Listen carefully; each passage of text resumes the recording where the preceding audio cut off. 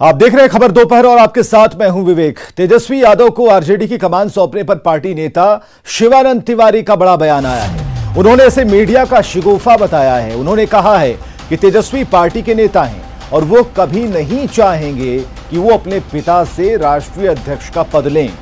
उन्होंने कहा कि तेजस्वी पार्टी के सर्वमान्य नेता हैं और उन्हें अपने पिता से अनुभव का लाभ मिल रहा है।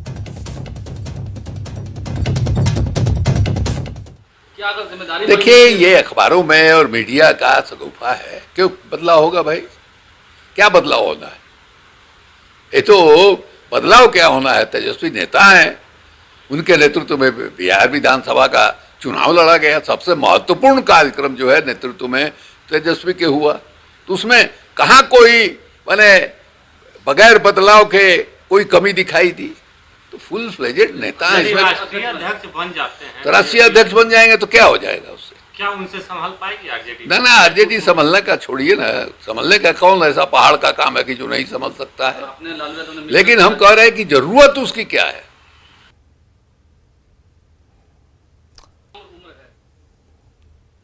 चलिए, इस बड़ी खबर के बाद आगे बढ़ते हैं। पटना एयरपोर्ट पर यात्रियों की संख्या लगातार बढ़ती जा रही है। वहीं एयरपोर्ट अथॉरिटी भी यात्रियों की सुविधा का ख्याल रख रहा है।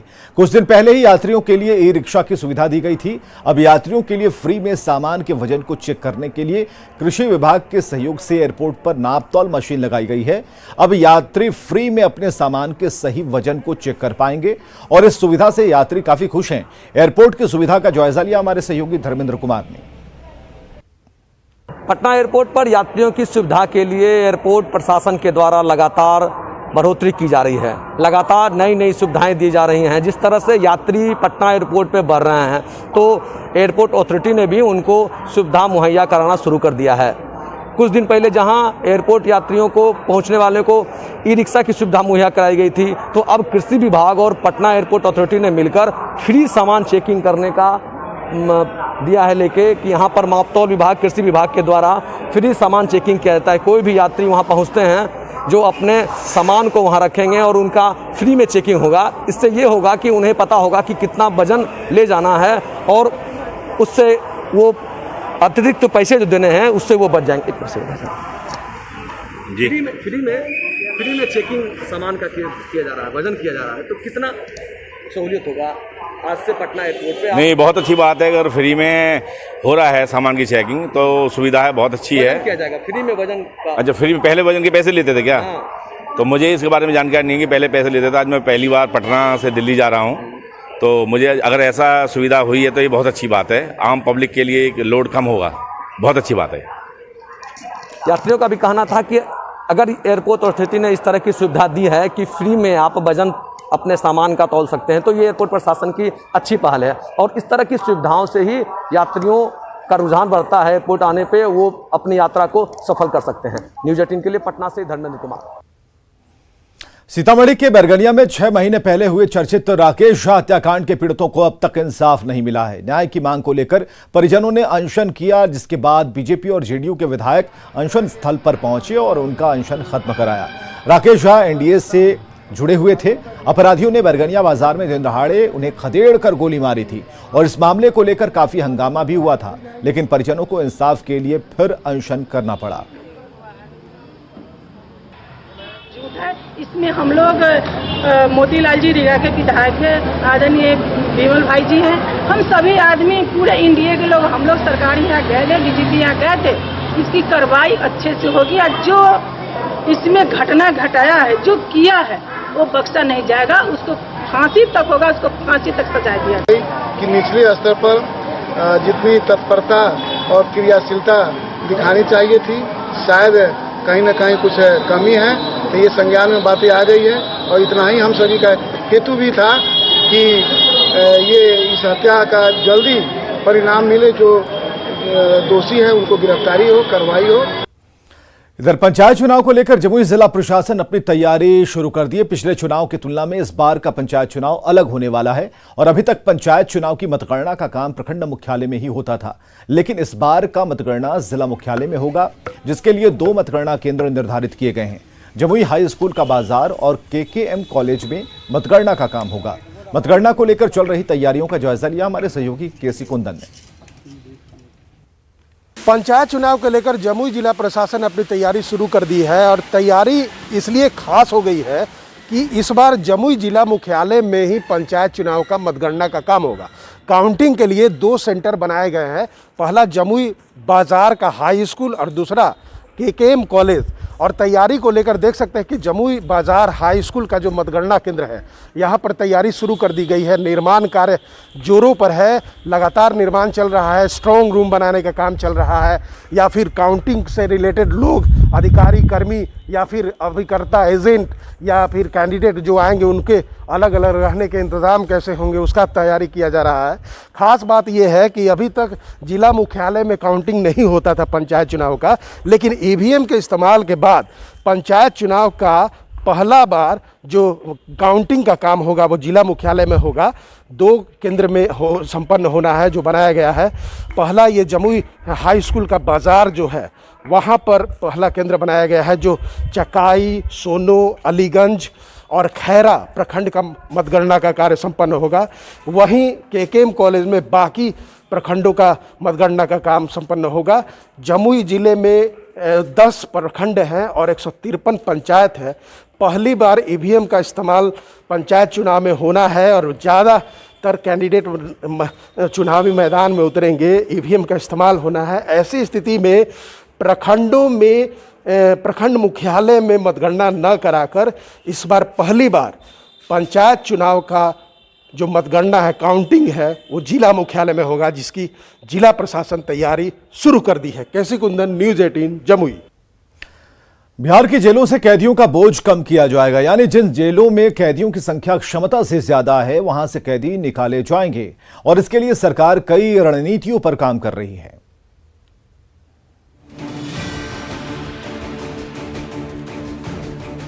बिहार की 59 जेलों में क्षमता से 21% अधिक कैदी बंद हैं। बात पटना के केंद्रीय आदर्श कारा बेऊर जेल समेत प्रदेश के अन्य 7 जेलों की करें तो इन जेलों में क्षमता से 2 गुने कैदी बंद हैं। कई जेलों की स्थिति तो ऐसी है कि वहां पुरुषों के अलावा महिला कैदियों की संख्या भी क्षमता से अधिक है। आदर्श कारा बेऊर क्षमता 2360 कैदियों के रखने की है, लेकिन यहाँ 4233 कैदी मौजूद हैं। वहीं सब जेल बाढ़ की क्षमता 173 कैदियों की है, जहां 401 कैदी मौजूद हैं। हाजीपुर जेल की क्षमता 1141 कैदियों की है, जहां 1815 कैदी मौजूद हैं। सीतामढ़ी जेल की बात करें तो यहां 380 के मुकाबले 925 कैदी हैं। मधेपुरा जेल में 182 के मुकाबले 484 और औरंगाबाद जेल में 309 के मुकाबले 788 बंद हैं। गृह विभाग की कारा ब्रांच की रिपोर्ट के अनुसार राज्य के 59 जेलों में 46,619 कैदियों के रखने की क्षमता है, लेकिन यहां 56,424 कैदी बंद हैं। इन आंकड़ों पर सुप्रीम कोर्ट ने स्वतः संज्ञान लिया और जेल से कैदियों की संख्या कम करने को लेकर आदेश जारी किया। सुप्रीम कोर्ट के आदेश का पालन करते हुए सरकार ने कैबिनेट की बैठक में फैसला भी ले लिया। सरकार के फैसले के मुताबिक इन जेलों में बंद वैसे सजायाफ्ता कैदी जो अधिकतम सजा काट चुके हैं और अब उनकी सजा सिर्फ 6 महीने बच गई है, उन्हें जल्द ही जेल से रिहा करने की तैयारी चल रही है। सजा 10 साल की घोषित हुई थी और उन्होंने 9.5 साल अपनी सजा काट ली है।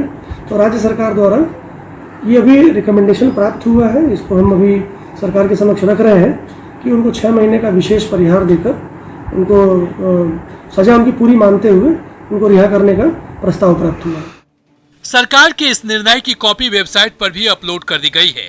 जेल आईजी के मुताबिक बिहार के जेलों से बोझ कम करने के लिए छोटे मामलों में बंद कैदियों को तेजी से बेल देकर बाहर करने का भी काम किया जा रहा है। जो रिकमेंडेशंस प्राप्त हुई हैं उस रिकमेंडेशंस को हम लोगों ने वेबसाइट पर अपलोड भी कर दिया है और उस रिकमेंडेशन के आधार पर यह निर्णय कमेटी की तरफ से रिकमेंड किया गया है कि बिहार में जो कैदी विचाराधीन जेलों में बंद है उनको बेल देने की कार्रवाई त्वरित गति से की जाए।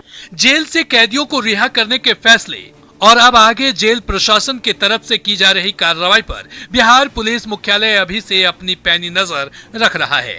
ये कैदी जेल से बाहर निकलकर आपराधिक वारदातों को अंजाम नहीं दे, इस पर पुलिस प्रशासन गंभीर है। बात कही कि इनके बारे में हमारे जो है थाना के अभिलेख इनको जो है अभिलेखित रखेंगे और हम ये उनकी नज़र में हमेशा रहेंगे कि किसी पेशेवर अपराध से संबंधित अभियुक्त सज़ा के बाद छूटा है तो उन पर कैसे जो है गतिविधियों आदि पर जो है। हालांकि वैसे कैदियों को इस छूट से बाहर रखा गया है जिनके मामलों की जांच केंद्रीय जांच एजेंसियां कर रही है या वो किसी आतंकवाद के मामले, मनी लॉन्ड्रिंग, भ्रष्टाचार, महिला और बाल अपराध, आर्म्स एक्ट, राष्ट्रीय सुरक्षा, आर्थिक अपराध, एसिड अटैक, टाडा, पोटा और पॉस्को एक्ट जैसे विशेष कानून के तहत गिरफ्तार किए गए हों या सजा याफ्ता हों। अमित कुमार, न्यूज़ 18, पटना।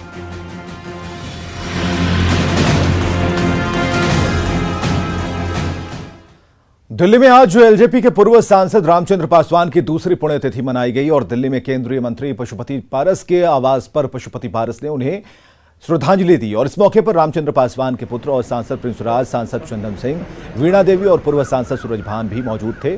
पशुपति पारस अपने भाई को याद कर इस मौके पर भावुक हो गए। बहुत ही दुख की घड़ी है। हमें 3 भाई थे हम लोग। सबसे बड़े भाई जानते ही हैं स्वर्गीय पासवान जी, और रामचंद्र जी हमसे छोटे भाई थे, लेकिन दुर्भाग्य है कि दोनों हमको छोड़ के चले गए। इधर गया कि नौली पंचायत के दुबहल गांव में सैकड़ों महादलितों के ईसाई धर्म को अपनाने के बाद हिंदू जागरण मंच के कार्यकर्ताओं ने इन लोगों को समझाया, जिसके बाद कई लोग धर्मांतरण के लिए तैयार हो गए। कई लोगों ने बजरंगबली का लॉकेट पहना और हनुमान चालीसा की किताब ली। इन लोगों ने माना कि अंधविश्वास के कारण इन लोगों ने ईसाई धर्म अपनाया था, जिन्हें घर वापसी के लिए लगातार समझाया जा रहा है। हिंदू जागरण मंच के मुताबिक बड़ी संख्या में लोग रविवार को घर वापसी करेंगे। बात जब हम लोग बताया जाकर कि आप लोगों को बरगला करके प्रलोभन देके अगर किया गया है, जिसको स्वीकार किया कि हाँ हम लोग को बरगलाया गया है, प्रलोभन भी दिया गया है कि आपको निःशुल्क शिक्षा देंगे, बच्चों को अनाज मिलेगा, आपको कपड़ा मिलेगा, तो अब वो लोग तैयार हुआ है, बात को समझा है कि हम पुनः घर वापसी करेंगे हम लोग। बेतिया के नरकटियागंज में लफ्जियात का मामला सामने आया है, जिसे लेकर विश्व हिंदू परिषद और बजरंग दल ने थाना परिसर में सांकेतिक धरना दिया और प्रशासन से लड़की को जल्द बरामद करने की मांग की। घटना है साठी थाना क्षेत्र के धमौरा गांव की। विश्व हिंदू परिषद के कार्यकर्ताओं ने आरोप लगाया कि शादी की नीयत से छात्रा का अपहरण किया गया। वहीं साठी थानाध्यक्ष ने 2 दिन के भीतर लड़की की सकुशल वापसी का आश्वासन दिया।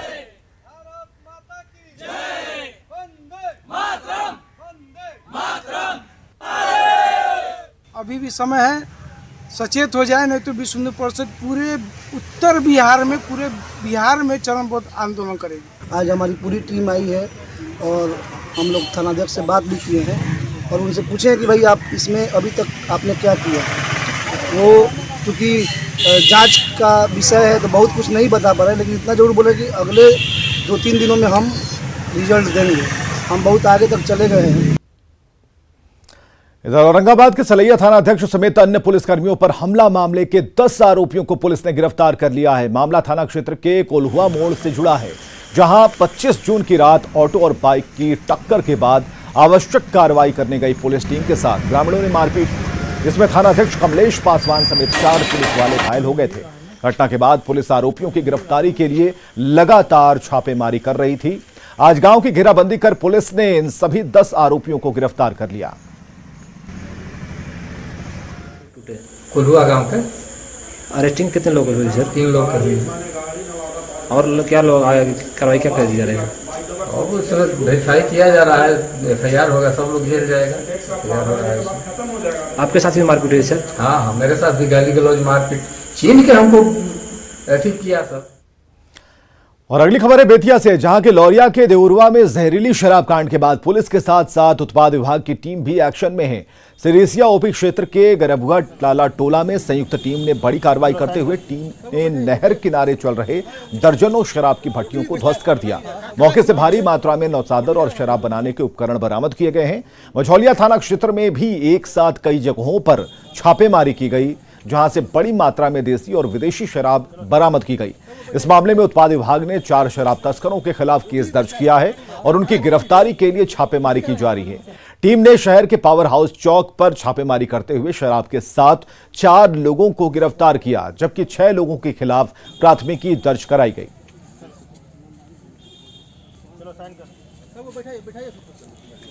खबर बेतिया से, जहां स्वास्थ्य विभाग की लापरवाही के कारण लाखों की लागत से मझौलिया प्रखंड के गुदरा पंचायत में बना सरकारी अस्पताल शोभा की वस्तु बना हुआ है।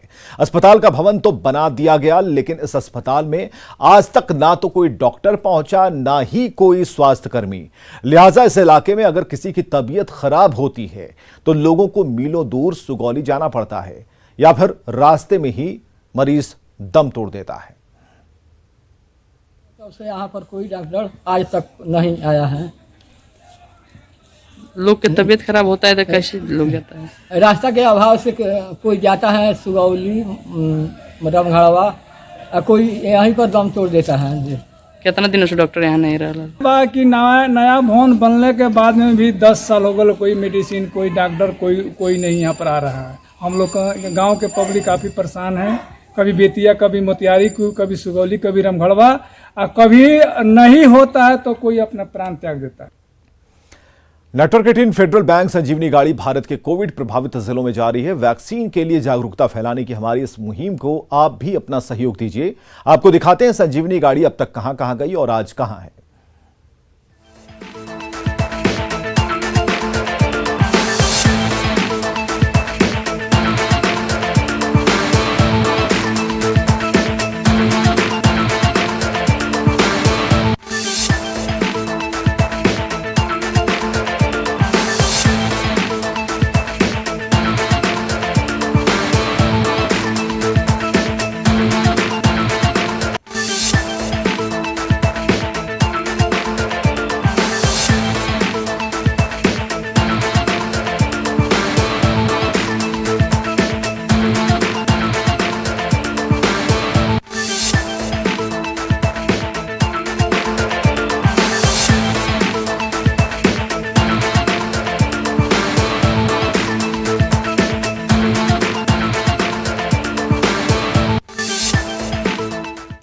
जब संकट बड़ा होता है तो लड़ाई एकजुट होकर लड़नी होती है। हैदराबाद के चिलकुर बालाजी मंदिर में भी ऐसा ही हुआ, जहां पूरे मंदिर के कर्मचारियों का टीकाकरण एक मुस्लिम शख्स ने अपने एनजीओ के जरिए करवाया।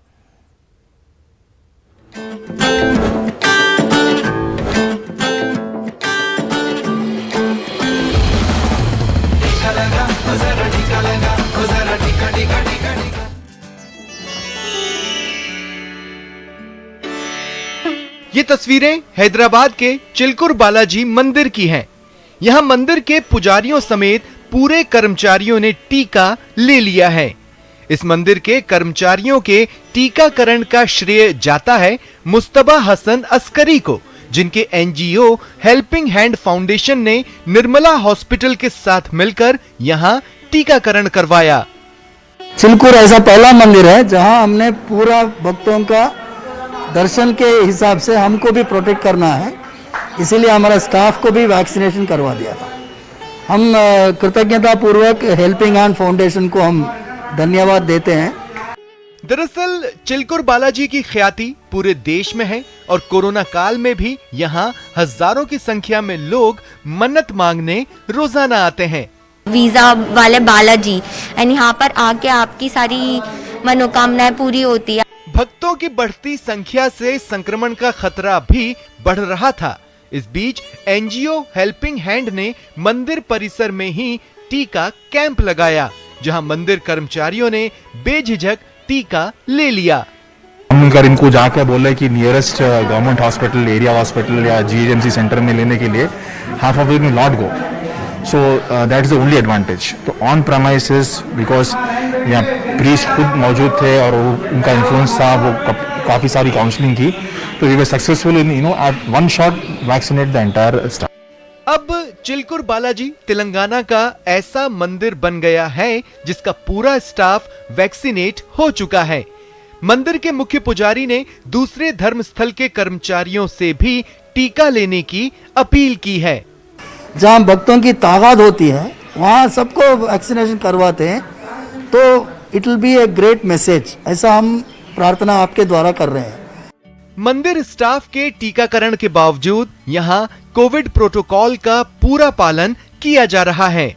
एहतियात बरतते हुए मंदिर परिसर में परिक्रमा फिलहाल रोक दी गई है और बिना मास्क किसी को भी मंदिर में प्रवेश नहीं दिया जा रहा।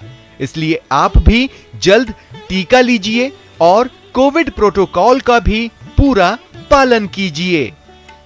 Bureau report, news 18 network.